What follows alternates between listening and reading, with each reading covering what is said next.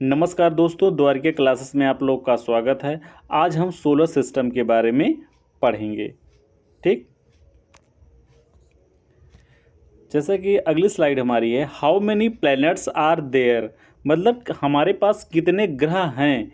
There are 8 planets in the solar system and several dwarf planets.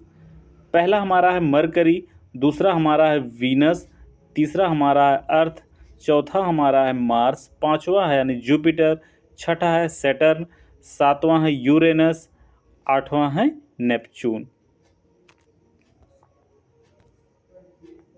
जैसा कि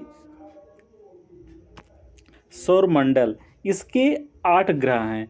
अनेक अनेक उपग्रह एक पूरे परिवार की रचना करते हैं, जिसे हम सौरमंडल कहते हैं। ये हमारी हो गई सौरमंडल की परिभाषा। सौरमंडल का निर्माण 4.53 से 4.58 लगभग 4.6 बिलियन वर्ष हुआ था। सौरमंडल में ग्रहों की संख्या, सौरमंडल में ग्रहों की संख्या कितनी है? ग्रहों की संख्या 8 है। सूर्य से बढ़ती दूरी के क्रम में निम्न प्रकार हैं। पहला आपका बुध हो गया, शुक्र, पृथ्वी, मंगल, बृहस्पति, शनि, अरुण, वरुण। ये हमारे 8 प्लैनेट हैं।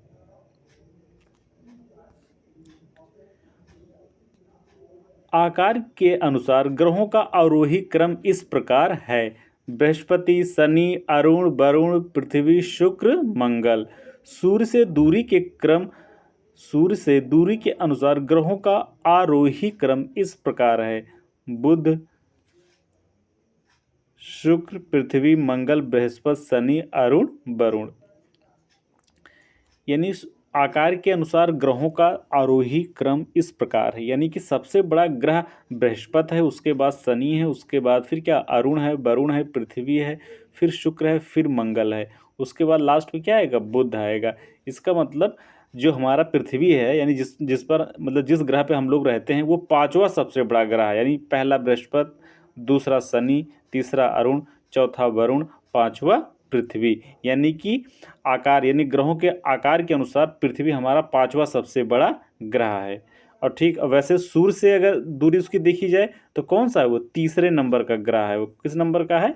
तीसरे नंबर का।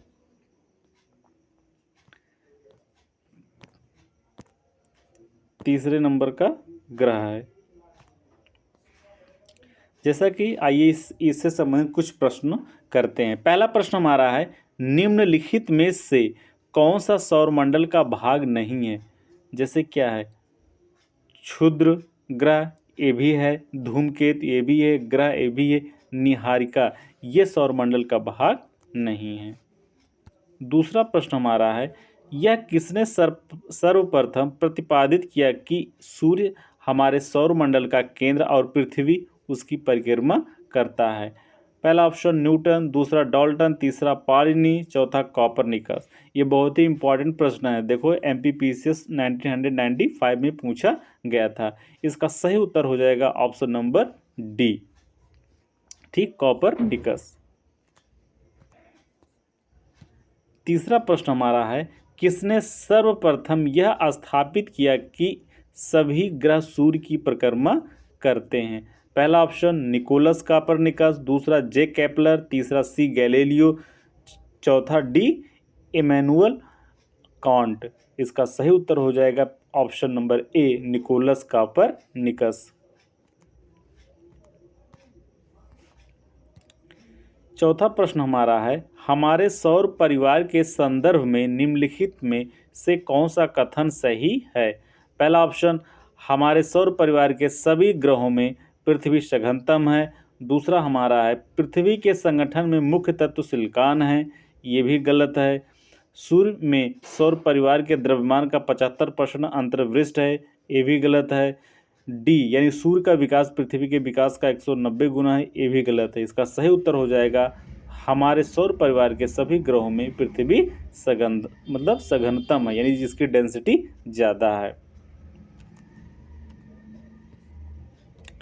पांचवा प्रश्न हमारा है, सौरमंडल में ग्रहों की संख्या 7 है, 9 है, 12 है, 21 है। तो वैसे तो हमारे पास जो 8 प्लैनेट हैं, ठीक ना, जो प्लेनेट के डेफिनेशन में आते हैं, लेकिन इसमें एक और जोड़ दिया गया, यानी क्या 9 कर दिया गया है। जो प्लूटो है वो प्लेनेट के श्रेणी में नहीं आता उसे प्लेनेट की श्रेणी से बाहर कर दिया गया है। लेकिन अगर 8 ऑप्शन में नहीं है तो हम लोग 9 को टिक करेंगे, यानी ऑप्शन नंबर बी सही हो जाएगा। सूर्य से दूरी के क्रम में निम्नलिखित में से कौन से 2 ग्रह मंगल और यूरेनस के बीच हैं? जैसे कि मंगल और यूरेनस के बीच, यानी बुध, शुक्र, पृथ्वी, मंगल। मंगल के बाद क्या आता है? बृहस्पति आता है, और उसके बाद क्या आता है? शनि आता है, ठीक ना, शनि। फिर आपका यूरेनस आएगा, यानी ऑप्शन बी किसका सही हो जाएगा। IAS प्री 2008 में पूछा गया था, बहुत ही इंपॉर्टेंट प्रश्न है। 7वां प्रश्न हमारा है, निम्नलिखित ग्रहों को उनकी सूर्य से दूरी के बढ़ते क्रम में व्यवस्थित कीजिए। अगर देखा जाए सूर्य से दूरी, तो यानी सबसे पहले क्या आएगा? पृथ्वी आएगा, बी आएगा, ठीक।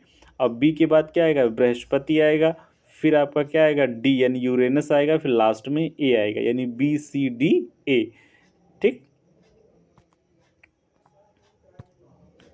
पृथ्वी स्थित है शुक्र एवं मंगल के मध्य, शुक्र एवं मंगल के मध्य। सेकंड हमारा है मंगल एवं बृहस्पति के मध्य। सी यानी थर्ड हमारा है शुक्र एवं बृहस्पति के मध्य। डी यानी लास्ट बुध एवं शुक्र के मध्य। तो पृथ्वी क्या था, तो कैसे किसके मध्य में है? तो पहले बुध आता है, यानी मरकरी बुध आता है, फिर क्या आता है? बुध शुक्र मंगल, बुध शुक्र, फिर उसके बाद क्या आता है? पृथ्वी आता है, पृथ्वी, फिर उसके बाद मंगल आएगा, ठीक है ना। यानी कि वीनस और मंगल के मध्य स्थित है शुक्र, यानी बुध शुक्र पृथ्वी मंगल, बुध शुक्र, यानी शुक्र और मंगल के बीच में आएगा। ऑप्शन ए इसका सही उत्तर हो जाएगा, ठीक। UPPCS मेंस 2012 में पूछा गया था, बहुत ही महत्वपूर्ण प्रश्न है एग्जाम के लिए। सूर्य के निकटतम ग्रह है, सूर्य के निकटतम ग्रह कौन सा है? बुध है कि पृथ्वी है कि शुक्र है कि प्लूटो है? देखो बुध के सूर्य के नज़दीक कौन सा ग्रह है, प्लेनेट है? मरकरी है, यानी कि बुध है। UPPCS मेंस 2004 में पूछा गया प्रश्न है, बहुत ही इंपॉर्टेंट प्रश्न है।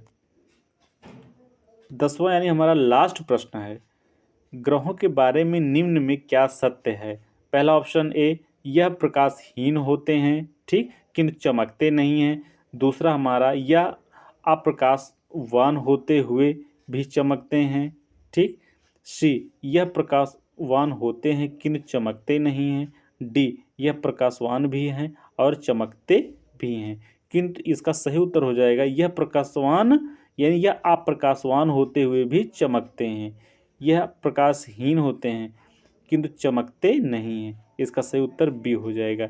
क्योंकि प्लेनेट की अपनी चमक नहीं होती, ये सनलाइट से ही, उसी की चमक से ये चमकते हैं, यानी बी इसका सही उत्तर हो जाएगा।